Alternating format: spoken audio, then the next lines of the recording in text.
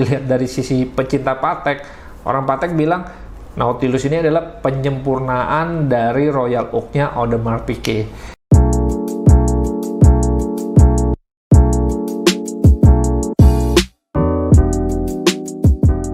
Halo semua, selamat datang lagi di channel Arloji.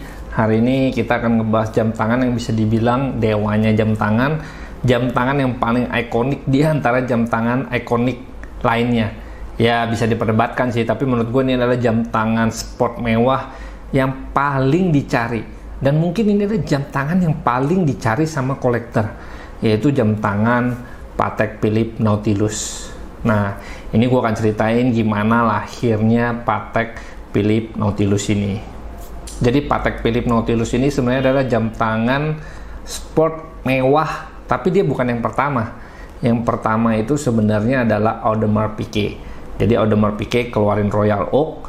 Ini adalah hasil dari desainnya Gerald Genta. Ini adalah kategori jam tangan mewah pertama di dunia. Jam tangan sport mewah pertama di dunia. Karena pada saat itu yang ada cuma jam tangan sport sama jam tangan mewah. Jadi nggak ada jam tangan sport mewah. Jam tangan sport itu kayak mungkin kalau di Tag Heuer, terus juga kalau di Omega tuh kayak Speedmaster, Seamaster. Kalau di Rolex itu kayak Submariner, GMT, Daytona. Audemars Piguet, kalau lu mau lihat sejarah lengkapnya sih ada Audemars Piguet Royal Oak. Tapi Audemars Piguet ini adalah jam tangan yang ngeberaniin diri bikin jam tangan sport dan mewah. Ini diajukan sama Gerald Genta. Gerald Genta ini adalah orang yang bertanggung jawab untuk ngebikin dua jam tangan paling ikonik di dunia, yaitu Royal Oak sama Nautilus. Nah, Royal Oak ini sendiri tahun 1972 lahirnya. Dibuat dari stainless steel tapi harganya mahal. Nah, 4 tahun kemudian lahirnya Nautilus yang dibikin sama Patek Philippe. Jadi awalnya di tahun 1974 si Gerald Genta ceritanya abis ngadir di Baselworld, pameran jam tangan di dunia di Swiss. Terus di hotel yang sama tuh lagi makan, terus ada petinggi-petinggi Patek itu dia lihat, wah dia bakal ngajuin ide. Kemudian dia panggil waitersnya, dia gambar cuma 5 menit. Gambar 5 menit ini diajuin ke petinggi-petingginya Patek Philippe. Ya, akhirnya lahirnya Nautilus di tahun 1976. 2 tahun kemudian baru lahir. Nah, tapi lu nggak bisa bilang, kok jam tangan ini cuma 5 menit tapi bisa jadi ikonik banget. Mungkin ini adalah akumulasi ide kreativitas yang udah ada bertahun-tahun di Gerald Genta dihadirkan di dalam desain yang dia gambar 5 menit. Itu doang. Nah, kenapa bisa dibilang ini adalah kategori baru? Karena pada saat itu jam tangan sport, jadi Daytona itu $1.000, terus Patek, Audemars Piguet itu bikin jam tangan mewah dari logam mulia, dress watch, itu complication, harganya tuh 4.000. Nah, Patek waktu ngeluarin tahun 1976 dipatok harga $3.100, jadi 3 kali lipat dari Rolex Daytona. Yang menarik lagi, Gerald Genta ini nggak suka sama jam tangan. Karena bagi Gerald Genta itu jam tangan itu bertentangan sama prinsip kemerdekaan dia atau kebebasan dia sebagai seniman. Jam tangan itu nunjukin waktu, yang menurut dia malah seniman tuh harusnya nggak peduli sama waktu, harusnya bebas. Itu kayak ngekang dia gitu loh. Nah, bahasa Perancisnya kurang lebih seperti ini. Les montres pour moi, c'est l'anti-liberté. Je suis un artiste, un peintre, je déteste avoir affaire à une contrainte de l'heure. Ça m'énerve. Jadi dia bilang, watches to me are the opposite of freedom. Jadi jam tangan itu adalah tolak belakang sama kebebasan. I'm an artist, saya itu artis. I'm a painter, jadi saya itu adalah pelukis. Jadi dia benci, I hate time because it is constraint. Jadi dia benci sama waktu karena itu mengikat, itu mengganggu dia.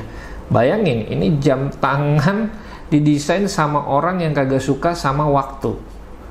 Sangat kontradiktif, tapi itu yang bikin dia itu legend sampai sekarang. Dan ini adalah orang yang ngajuin ke EPI pertama kali, bikin dong jam tangan mewah tapi sport. Nah, setelah EPI lahir 1972, 1974 si Geragenta kasih ke bos-bosnya si Patek Philippe buat ngajuin juga. Akhirnya dengan sebetulnya agak keraguan karena Patek ini terkenalnya itu sama dress watch yang punya complication kayak annual calendar, minute repeater, tapi disuruh bikin jam tangan sport yang belum pernah dibikin sebelumnya. Tapi mau nggak mau, karena pada saat itu jam tangan sport itu lagi booming-boomingnya. Akhirnya Patek memutuskan untuk masuk juga ke jam tangan sport, tapi mereka nggak mau bikin jam tangan sport biasa. Jam tangan sport mewah yang harus berbeda sama yang lain. Nah, lahirlah Nautilus tahun 1976, dipatok di harga yang lebih mahal dari kakaknya Audemars Piguet. Nah, ini sebenarnya kontradiktif juga. Ada yang bilang sebenarnya Nautilus itu niru Audemars Piguet karena desainnya memang kurang lebih sama, ada DNA yang sama, tapi tergantung dilihat dari sisi mana. Kalau dilihat dari sisi pecinta Patek, orang Patek bilang Nautilus ini adalah penyempurnaan dari Royal Oak-nya Audemars Piguet. Ya, bisa-bisa penggemarnya aja sih. Cuman akhirnya lahir dan lebih ikonik dari Royal Oak. Harganya pun lebih mahal. Kenapa? Alasannya cuma satu. Karena dia menyandang nama Patek Philippe. Apapun dikasih nama Patek Philippe, harganya jadi lebih mahal. Jidat lu dikasih Patek Philippe, jidat lu pun lebih mahal harganya. Akhirnya setelah diajuin desain 74, 76 keluar Patek Philippe Nautilus 3700.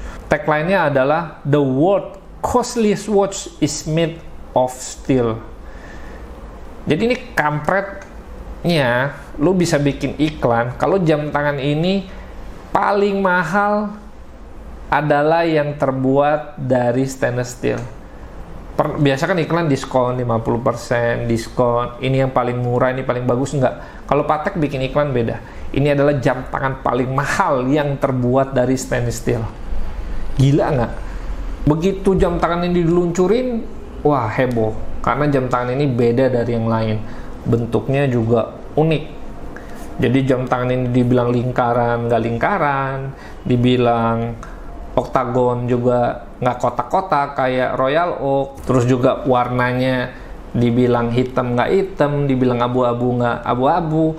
Ada yang bilang ini biru, ada yang bilang ini dark blue, ada yang bilang night blue. Jadi Patek tuh akhirnya bikin sesuatu yang kagak jelas, yang bikin orang bingung. Nah, anehnya dia bikin ukurannya 42 mm. Nah, 42 mm sekarang itu biasa. Sebagai gambaran Rolex Submariner itu 40 mm. Dia bikin 42 mm yang ukurannya itu pada saat itu bisa dibilang sangat besar.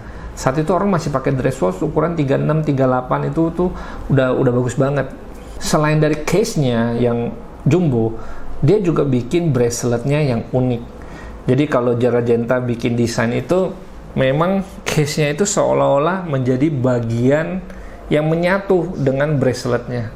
Uniknya bracelet ini, selain berbeda dari yang lain, bracelet ini jatuh ke tangannya itu juga enak.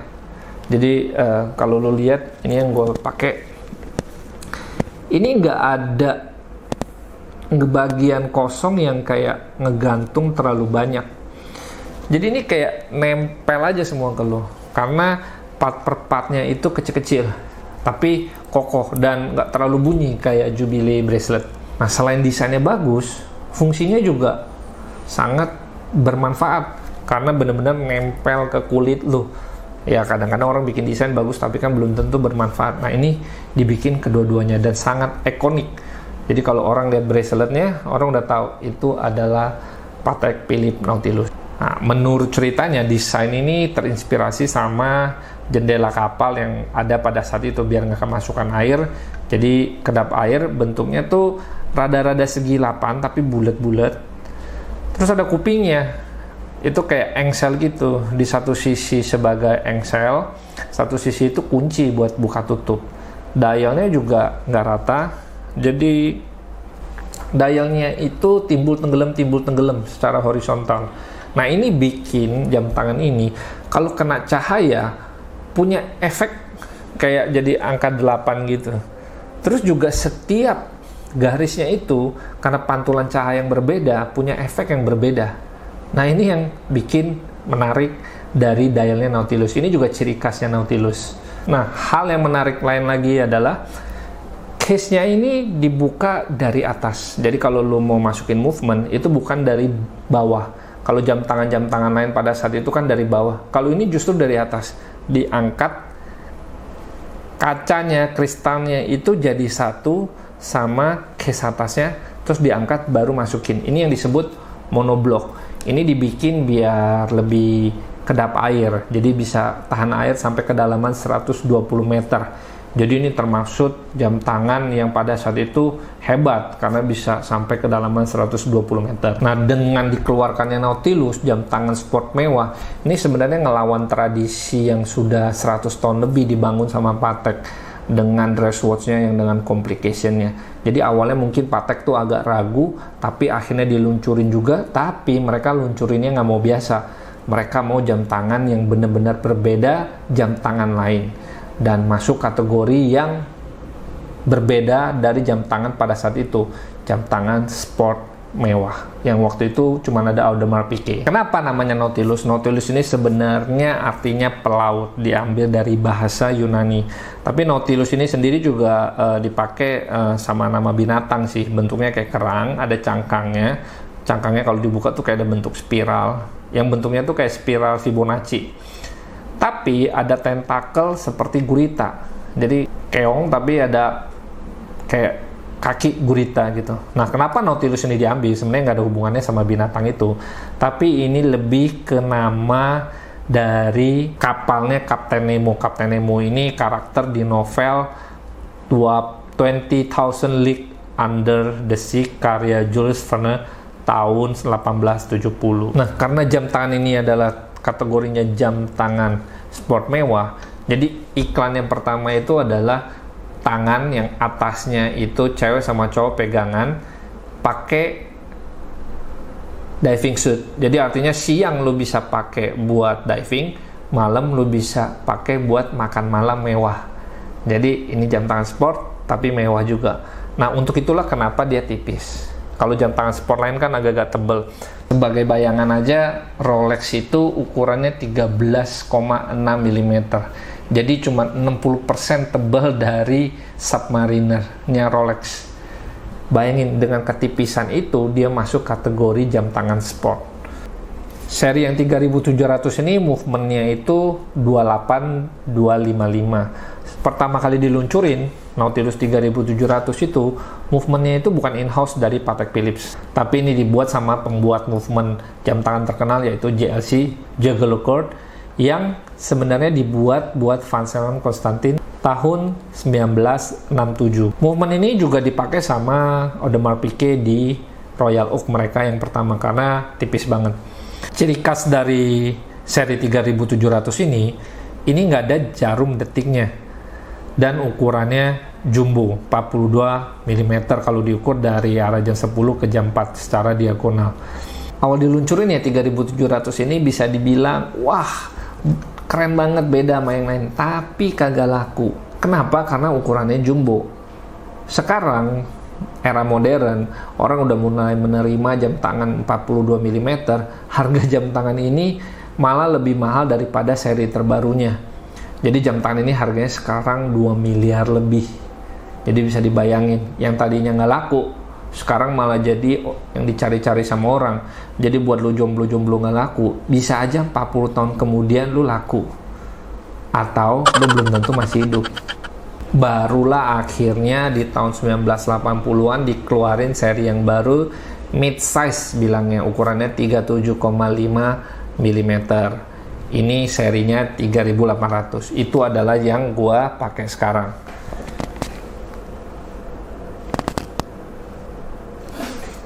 Jadi ukuran ini termasuk kecil saat ini, kalau dulu dibilangnya mid size. Setelah yang ini keluar, yang 3700, kakaknya itu dianggap Nautilus Jumbo. Tapi banyak yang bilang juga Nautilus asli adalah yang 3800 walaupun dia bukan yang keluar yang pertama. Kenapa? Karena ini adalah pertama kalinya Patek pakai movement in-house mereka sendiri, yaitu 335 SC. SC itu artinya Seconde Centrale Artinya sudah ditambah jarum detik. Bedanya cuma itu doang, ada jarum detiknya. Nah, setelah yang 3.800 keluar ini, Nautilus Jumbo 3.700 tadi akhirnya berhenti produksi tahun 1990. Di tahun 1996 model Nautilus keluar dengan angka Romawi dan dial yang rata. Di tahun 1998, Patek kembali ngeluarin Nautilus dengan ukuran aslinya 42 mm, serinya 3710, tapi model ini ada angka Romawinya dan ada power reserve indicator. Jam tangan ini pada masanya itu sangat diminati karena magic aja gitu, ada power reserve indicator. Angka Romawinya juga lagi tren karena angka Romawi itu kayak desain dari Cartier. Dan ini adalah Nautilus yang paling kompleks saat itu. Bayangin, cuma ditambah power reserve indicator itu udah jadi yang paling kompleks. Nah, tebelnya cuma tambah 0,4 mm, yang kalau secara kasar mata lu juga nggak bisa bedain lah. 8 mm doang. 2005 dikeluarin seri 3712. Ini diluncurin sebagai koleksi terbarunya Nautilus. Dengan adanya power reserve indicator juga moon phase. Gue paling suka moon phase. Jadi moon phase indikator ini uniknya, ini kayak subdial, ada jarumnya juga buat nunjukin tanggal. Subdial lainnya itu adalah detik. Tapi detiknya itu kayak nggak di pusat rotasi gitu, kayak jam tangan lainnya.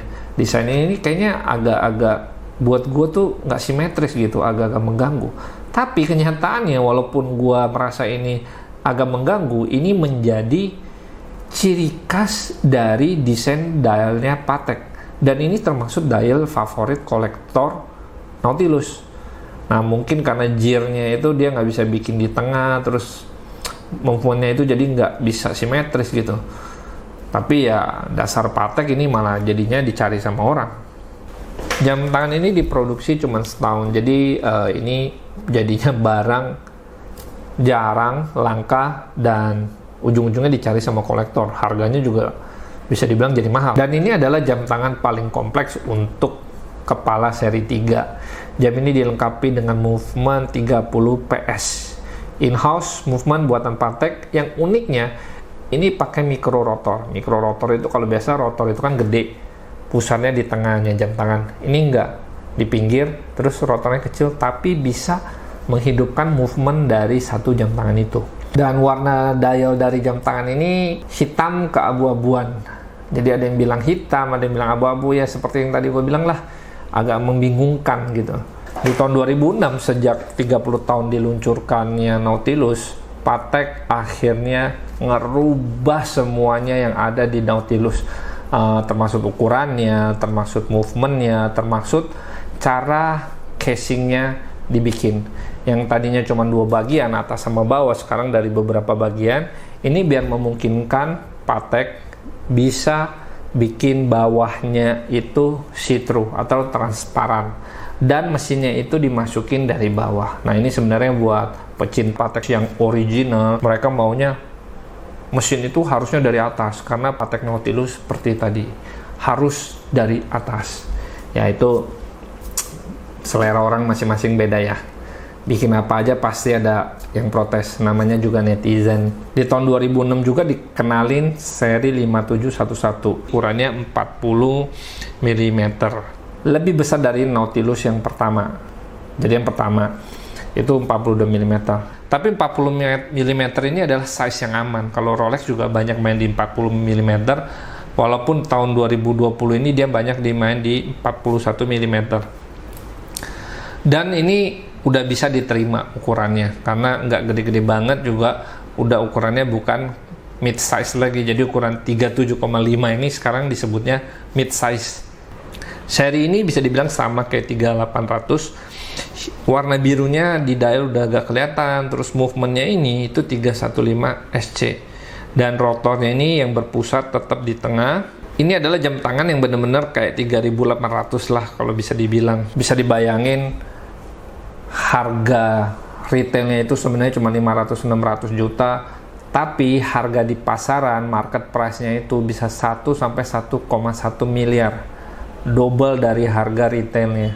Yang gilanya per Januari 2021 ini produksinya di stop 5711. 5711 begitu di stop, harganya naik 500 sampai 600 juta. Artinya 50% dalam satu hari.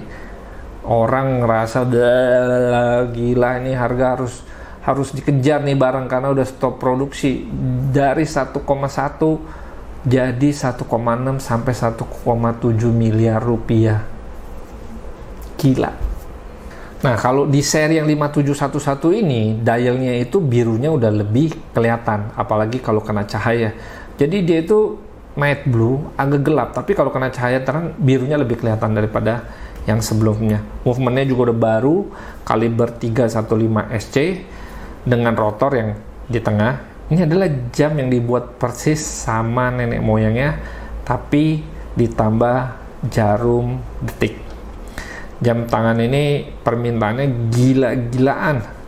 Ini levelnya itu sama kayak Rolex Daytona, di mana harga marketnya itu bisa double dari harga retailnya. Kenapa bisa begitu? Karena kalau harga retailnya segitu, lu datang ke tokonya, barang ini nggak pernah ada. Sama kayak Rolex, kalau Rolex Sport, harga double, tapi kalau lu cari ke authorized dealernya, itu barang nggak pernah ada, cuma jadi pajangan doang, nggak dijual. Tapi di reseller banyak ada di mana-mana. Terus mungkin strateginya mereka juga. Di tahun 2006 juga Patek nih ngenalin Nautilus Chronograph dengan kaliber yang baru, yaitu 28520C. Kode referensinya 5980 yang tersedia hanya dengan case rose gold atau two tone. Nah, sekarang ini ada beberapa model sih yang tersedia. Ada sekitar 6 lah yang populer, nggak termasuk yang quartz ya. Jadi yang 5711 itu isinya 3 jarum. Jadi ada jarum jam, ada jarum menit, ada jarum detik, ditambah sama date. Kemudian ada 5712, ini jarum jamnya ini di pusat jam tangan, ada jam sama menit. Kemudian ada power reserve indicator. Subdialnya itu di arah jam 7 itu moon phase, sama ada jarumnya penunjuk tanggal, sama subdial sebelah kira-kira jam 4, subdial jam detik. Dan ukurannya itu ya tadi menurut gua nggak simetris. Kalau nggak salah, ini dipakai sama Pocong Arif Muhammad sama Atta Halilintar. Kemudian tahun 2010 lahir 5726. Nah, ini adalah jam tangan komplikasi favorit gue karena bagi gue ini bentuknya simetris terus lengkap. Ada annual kalendernya, ada hari, tanggal, bulan, kemudian ada moon phase-nya yang jadi satu sama penunjuk jarum 24 jam.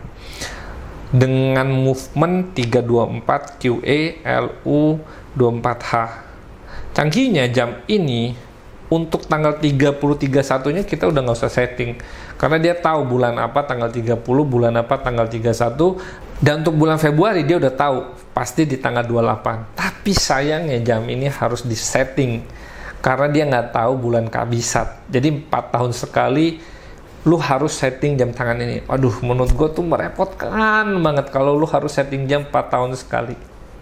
Kemudian 5890 yang chronograph, tapi chronographnya ini cuma ada satu subdial. Kalau misalnya Daytona itu kan ada 3 subdial, ini cuma ada 1, tapi ada 2 jarum. Jadi jarum detik sama jarum menitnya sekaligus di subdial yang ini. Desainnya ini minimalis banget, satu putarannya itu detiknya itu 30 detik. Kemudian tahun 2014 keluar 5990, ini adalah bisa dibilang flagshipnya dari seri Nautilus modern. Ini yang disebutnya Nautilus Time Traveler Chronograph. Wah, jadi udah GMT, ini ada chronograph lagi. Jadi movement dari jam ini adalah CH28520 FUS self winding, ada stopwatch displaynya untuk detik dan menit di dialnya, terus ada tanggal, jam untuk time zone yang berbeda, terus ada tulisan lokal sama home untuk ngebedain gelap sama terang. Itu artinya siang atau malam. Desainnya ini rapi banget. Push buttonnya juga nongolnya itu juga melengkung ya, curve ya, jadi nggak nonjol-nonjol kayak jerawat gitu di Daytona atau Speedmaster. Nah, ini mulus banget bentuknya. Ada juga model 5800, ini ukurannya mid size, ini dibikin dengan metode yang sama dengan 3800. Ini bedanya adalah ukurannya 38 mm, jadi setengah milimeter lebih besar dari 3800, yang bagi gua itu nggak ngefek banget. mata orang kayaknya nggak bisa ngebedain setengah milimeter. Di tahun 2016 Patek ngenalin 2 seri limited edisi 40 tahun Nautilus. Ini jam tangan gila banget.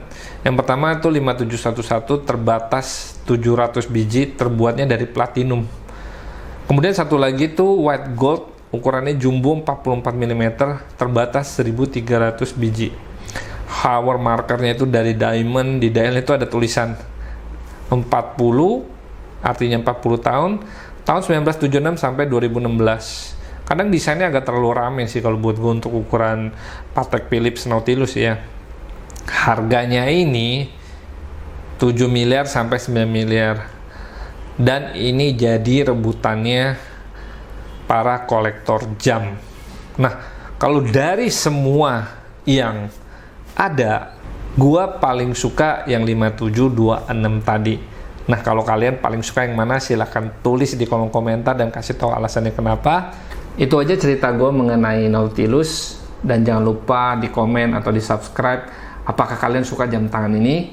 Dan jangan lupa gua akan review jam tangan ini 3.800. Jadi jam tangan ini adalah jam tangan yang rare, langka banget. Mungkin di Indonesia cuman ada di bawah 10 biji kali, karena ini produksinya juga nggak banyak. Jangan lupa ditungguin, nyalain loncengnya. Terima kasih.